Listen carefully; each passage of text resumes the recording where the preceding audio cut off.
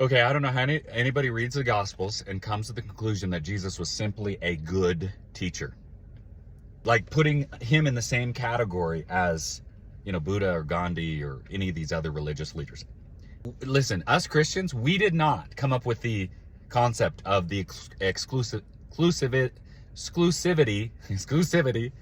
of Jesus. We didn't come to that conclusion on our own. We actually drew right back to Jesus and took his words and communicated, just presented them to you, okay? That's that old saying, right? Lord, liar, lunatic. Either he's Lord and God, or he's an absolute charlatan, and it's your responsibility to prove that he was indeed that, right? If you don't believe he's Lord and God, you cannot go through life going, yeah, but he was a good man. He's the one who said, no one comes to the Father except through me. He's the one who said, I'm the only one who's come for you. He's the one who said, unless you believe that I am he, you all perish in your sins. He's the one who said it. So listen, I know that this is a popular thing. I love Jesus, but I hate his Christians. Because they're always trying to convert people.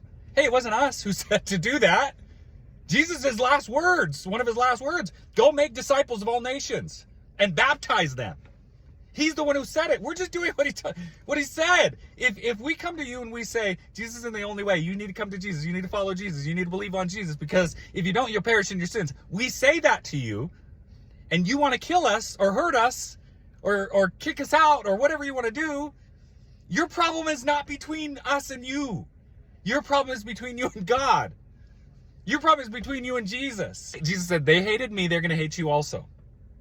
Okay, there's no diplomatic way of putting this. All 11 of his disciples were persecuted. 10 of them were killed.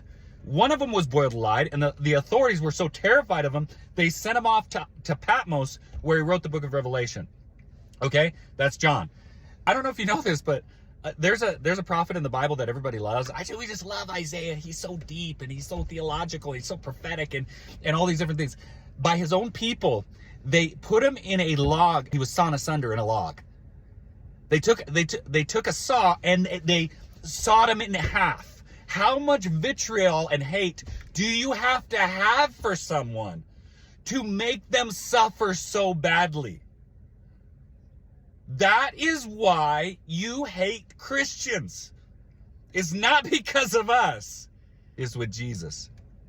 So just be aware. He's either Lord, he's a charlatan, or he's a madman. He didn't give us the option to believe something in the middle. I hope this helps. Blessings.